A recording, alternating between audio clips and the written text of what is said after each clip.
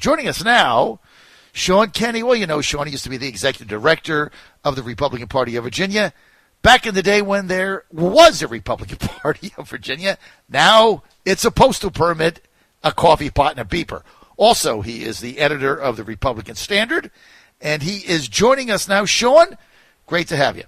I'm glad to be on the program. Thanks for having me. Shaun, before we get into dark money Michael Bills, I got to pay a little tribute to our favorite dog, Elvis, Pete Snyder's little dog, Pete and Burson's little dog, Elvis. You know, when I go over there, Elvis and I are tight. He sleeps with me. I take him for walks, and Elvis passed away last week.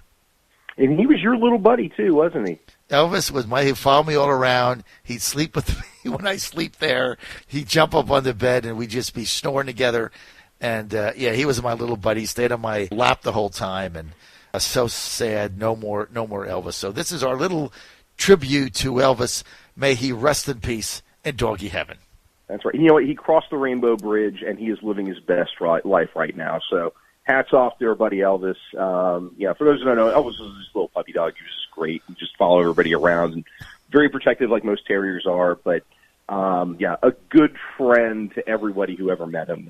Would that we all had such characters. So, rest in peace, buddy. He was a sweetheart. All right, let's get to Dark Money Michael Bills. Okay, so this whole thing, clean energy, this whole thing is a fraud, right? I mean, it has nothing to do with energy at all because David Sutherland, Republican, conservative from Southwest Virginia, you know, David and I, as you know, have never been on the best of terms, and we've had our differences, but David doesn't take money from any of the utilities, and he signed the pledge, and he's did everything that the clean energy people run by Michael Bills basically said you had to do to get $20,000, and then they didn't give him the money because he's a Republican. What a fraud. Yeah, well, here's the thing, and we've been doing reporting on this ever since Clean Virginia kind of broke in the scene. Back in, say, 2016, late 2016, before Tom Perriello kicked off his campaign for governor, trying to run against Ralph Northam, nobody really knew who Clean Virginia was. Nobody certainly knew who Michael Bills was. And nobody would have ever really questioned Dominion's role in Virginia politics. It typically been seen as an institution, as a bipartisan, state-regulated company. Their profit margins are regulated at 8 to 12%. Try doing that on Wall Street. But it was sort of seen as this benign institution that just sort of, reliably cranked out energy and tried to do so at its best possible price and was making tremendous investments in Hampton Roads and other places because, trying to keep the grid up and running and things of this nature and trying to shift us away from, dirty coal and other things like that towards, cleaner, more efficient things of energy. I mean, it was a very kind of scientific approach. I mean, nobody really thought of this as a political question. And then all of a sudden, Tom Perriello introduces Michael Bills to the Virginia political landscape. And what you have over the last 2 years is this orchestra of so-called environmentalist groups, all primarily funded by either Clean Virginia or a group called the Hopewell Fund. These two organizations have ended up building and buying up different organizations. The Virginia Mercury, which is a left-leaning website in Virginia. Nobody had really ever heard of it before, but all of a sudden it gets to the tune of $600,000 from a group called the Hopewell Fund, which is funded by people such as Michael Bills. You've got Clean Virginia, which starts sprinkling money all over the place. One of them to the Virginia Public Access Project.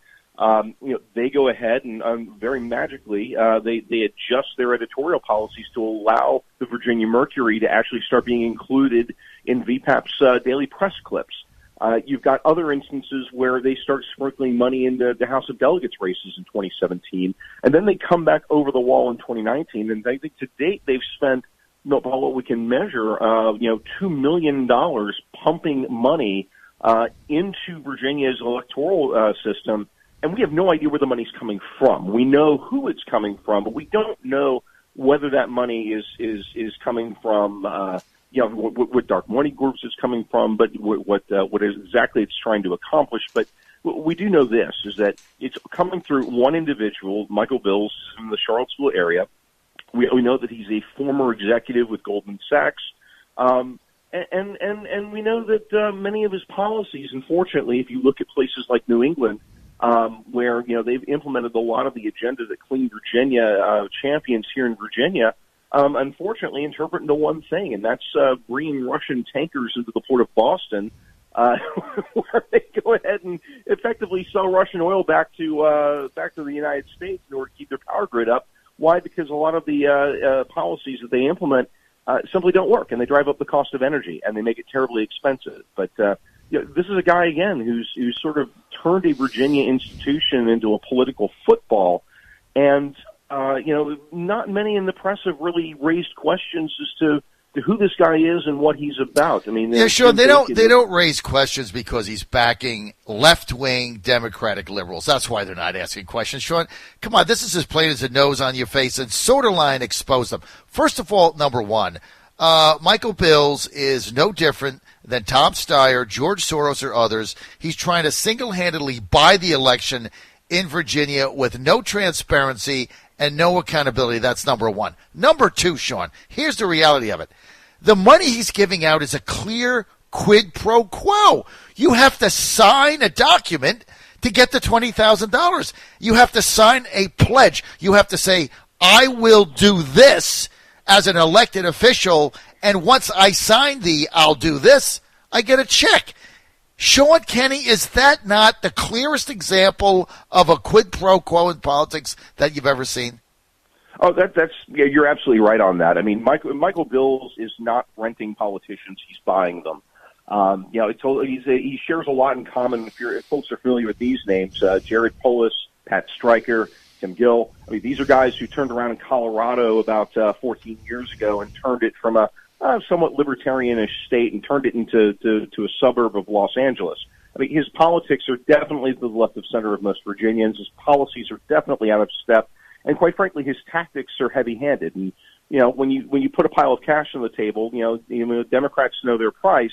And unfortunately, we know what their price tag really is. It's $20,000, and they'll turn on friends in a heartbeat. So, they'll even risk Virginia's energy infrastructure just to try to win elections and prove a point, all at the behest of one billionaire from Goldman Sachs. So, yeah, I mean, this guy's dangerous. There's been very little reporting on it. I think those who are inside know what's going on. But again, most of the public has absolutely no idea that Virginia's electoral system has effectively been politically hijacked by one billionaire in Charlottesville with an agenda that certainly doesn't sync with our values and certainly doesn't sync with our wallets. Could you imagine if this was a Republican donor and he was giving money out to Republicans and they had to sign a right to work pledge, like I will vote against repealing right to work, and then they get $20,000. Could you imagine the media play that would be going on if that was actually happening? That operation would be shut down. But what's the real fraud and ruse here is that they're masquerading as an organization for so-called clean energy, all right, and also to not take money from public utilities that they also manage. That's a reasonable claim. But in reality, it's a complete fraud because the things they stand for, there's nothing to do with clean energy. They want to repeal right to work. They want late third term abortion at will. They want RGGI. They want a firearm ban. They want red flag laws. They want a Green New Deal. Shaun, they want the entire left-wing agenda. And they were called out by Senator David Sutherland because he signed their pledge. He doesn't take money from Dominion or any other public utility, but he is a conservative Republican from Southwest Virginia. And so he did everything that the Democrats did, but he's got an R by his name, so he doesn't get the money. So it has nothing to do with energy. This is a ruse in order for them to control the state and go forward with their super left-wing crackpot agenda and get committee chairmen like the communists in Manassas, Lee Carter, running committees. That's what they're after, Shaun. Well, at the end of the day, I mean, look, we know exactly who they are and what they're about. I mean, they could give probably too cares about the environment in truth. I mean, few leftists do. I mean, think of the green socialist utopia of the Soviet Union and what they did to their environment. Name one socialist country that's ever taken care of the natural resources of where they are. I mean, Never. not to take that to such an extreme example, but the fact of the matter is that for them, they don't really care about this issue. It's just leverage, and it's leverage they can use in an election season to try to swing voters and to bash institutions. Why? Because that's what these guys are ultimately about. I mean, look, you hit the nail on the head. These guys are about fourth term abortions, for crying out loud. They're repealing. They're absolutely guaranteeing that they're going to repeal Virginia's right to work laws, which means forced unionism for people who are listening on this line right now. If you go ahead and your office unionizes, you have no choice but to join the union and pay their dues and take a big chunk of your salary and pay it to somebody who's not going to represent your values. These are guys who have no problem fully funding organizations like Planned Parenthood. These are people who have absolutely no problem raising taxes. I mean, they've talked about getting rid of the car tax. Why? Not so they can actually repeal it, but so they can actually raise the car tax on working families. It punishes them most. Jim Gilmore was right. We should have gotten rid of it a long time ago. You go down the list. These guys are not our friends. They're not even from Virginia.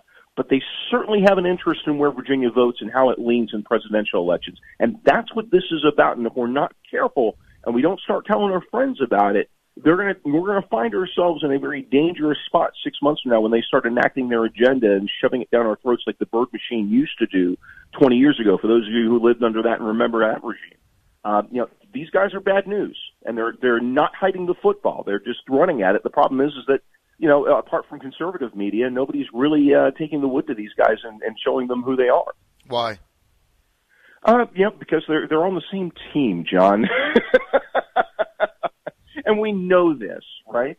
But the bottom line is that, look, I mean, we know what the game is. I mean, those who've done any sort, if you just scratch the surface with a little bit of investigative journalism. We've done it at the Republican Standard. I know that Jim Bacon's done very good work over at Bacon's Rebellion. You're not going to find it anywhere else. You're certainly not going to find it in the print media in Richmond. You're certainly not going to find it anywhere else. But the bottom line is that, we know what's going on. These guys are out there buying elections, and they're making people sign on the line which is dotted. Again, they're not renting politicians. They're buying them outright. And it's not for an agenda that's for working class families. It's for an agenda that serves very narrow interests that quite frankly benefit them in a portfolio that we can't even crack into. I mean, who knows? Michael New's supposed to be a bundler of sorts. He's got his own hedge fund. Which clients? Who's supporting him? Who's giving him his money? And why is it that when his policies are finally enacted in places like New England, that it's Russian tankers shipping oil, shipping gas and energy over there in places where we used to be able to crank out our own energy and provide just fair? Why is it that Dominion is their target? Why is it that they've continued to build troll farms on Twitter to go after projects like the Atlantic Coast Pipeline and the Mountain Valley Pipeline, the same way that they did it for the pipeline that ran through North Dakota? These guys have played this game before. They're well practiced in it. But at the end of the day, if you look around the poker table and you can't tell who the mark is, it's probably you. At the end of the day, it's your wallet and your energy prices. If you think energy is expensive now, just wait until the Democrats get a hold of it and the environmentalists start enacting an agenda that's not really in sync with our own. That's what this is about. I mean, the whole question of who benefits is a question nobody knows the answer to because, quite frankly, we don't know who's funding these projects and we don't know what their agenda is. We have an inkling. We think we know where it's going because we see what's happened in New England. But at the end of the day, I'd really like to know exactly who's funding these projects, not who's doing the laundry and watching the money and giving it back to Democratic candidates. You're on the John Fredericks Radio Network, Truck the Truth Across America, live Washington, D.C., in your nation's capital. I'm with Shaun Kenney, former executive director of the Republican Party in Virginia when they had one. He also is now the editor of the Republican Standard. Hey, Shaun, by the way, I used to write on the Bull Elephant, and they banned me for life. I got a lifetime sorry to hear ban. that. I know the Bull Elephant banned me because I supported Denver Riggleman when he married the two gay men in his district, and they censored him, I guess, and so I got banned along with Riggleman. So now maybe I can write for your blog if you don't ban me. You come on over. We do digital media. We don't blog. We actually have we actually do editing. But, that's kind of the evolution of Virginia's new media landscape. I mean, some of us have professionalized. Some of us have kind of continued to push agendas and opinions. I mean, Blue Elephant used to be worthwhile. Now I think it's just, they're doing the best with what they can. Here's the thing, though. I mean, we'll touch on Riggleman real quick. Look, I happen to disagree. He's my congressman. I happen to kind of disagree with what he did. But you know what? I mean, friends do disagree. We do that all the time. You look at the landscape across Virginia. You've got listeners that love Donald Trump. You got listeners that, are still kind of questioning whether or not those loyalties are there. But the overall thing here is that the Democrats are really coming after all of us. They really don't care about these internecine squabbles. So for those of us who are kind of questioning where they stand and what they're doing and whether or not they want to get involved, now's the time. Because listen, if the Democrats actually end up taking the House of Delegates, it looks like the Senate's going to be, we're fighting in the Senate. It's going to be a tougher road. But if they take both chambers in the House of Delegates and the Virginia Senate, they control redistricting.